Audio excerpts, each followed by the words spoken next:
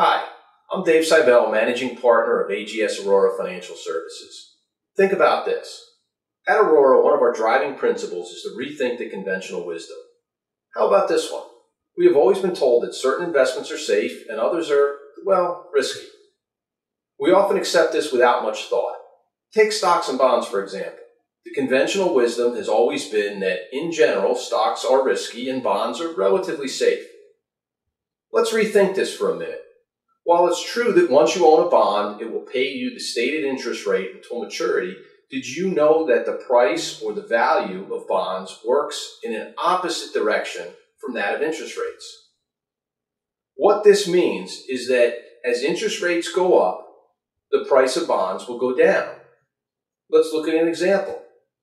Let's say you own a bond that's paying 3% and rates go up to 6%.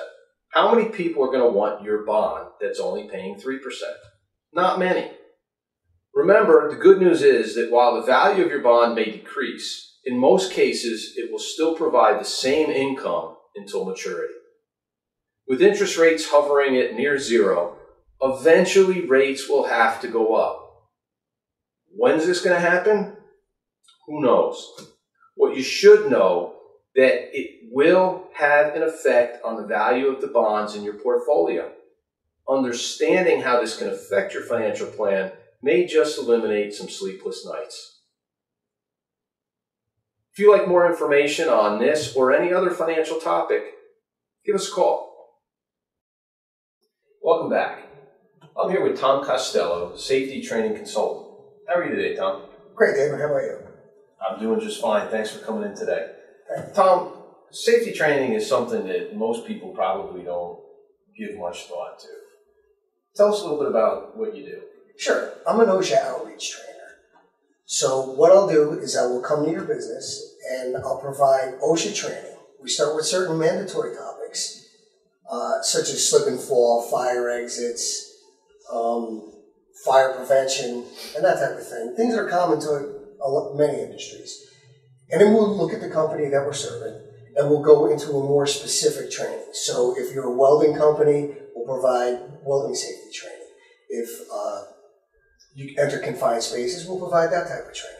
Some companies are concerned with ergonomics or even bloodborne pathogens. So whatever the industry specific is, there's a certain number of hours that we send there. And then we do the training that's common to all, most industries. Okay. So what makes you and your training different from some others that may be out there? There's just not a lot of OSHA outreach trainers out there, so you may get safety trainers. But what makes me different is I teach the OSHA way. When I'm done, you're able to get the 10 and 30-hour cards provided by OSHA. And it's something that's important, especially if there's liability issues that come down the line. If you're an employer and somebody gets injured on the job, one of the first pieces of the puzzle, an investigation, whether it's civil litigation or maybe government oversight, even OSHA can get involved in an investigation. When they're looking at it, one of the first things that they're going to want to look at is, did the employee receive the training necessary to safely work in that environment? With me, you're going to be able to say that the person was trained to the OSHA standard.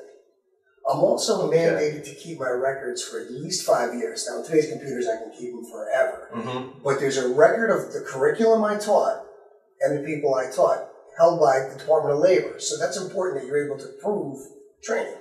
So from an audit standpoint, if God forbid something was to happen, your customers really are covered. Absolutely. And it's training that's suggested by OSHA. So it's more concrete. The federal government is saying that this is the type of training that you should provide. Sure. Now, Tom, how did you get into safety training, of all things? I was in public safety for about 25 years. And during that time, I was in command of a rapid response team that responded to disaster. And I also had a lot to do with emergency preparedness planning on a government level. A lot of what I saw is that many of the employee injuries, accidents that occur, are started by employee behavior. They're created by employee behavior. OSHA states that 95% of workplace injuries occur due to employee behavior rather than hazardous condition. So I believe that the key to lowering that statistic is through training. I'm sure that's true in a lot of things, but I'm sure, you know, in what you do, even more so on the safety end of things. Yeah, you know what? They're spending $107 billion a year in losses due to workplace injury. And when you look at the money, it's pretty staggering. But for me, I take it on a more personal level. Let me give you an example. In this country, one person per day is electrocuted in the workplace. Electrocuted is to death. Wow.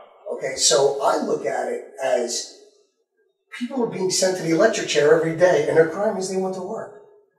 I'm looking for ways to lower that kind of number, and it can be done through training. That's a very, very noble goal. Tom, if people want to get a hold of you, how do they contact you? Sure. I can be reached at 732-841-5067 or at OSHA Training at live.com. Great. Thanks, Tom. And I want to thank you for coming in today. Thanks for having me, Dave. Thanks.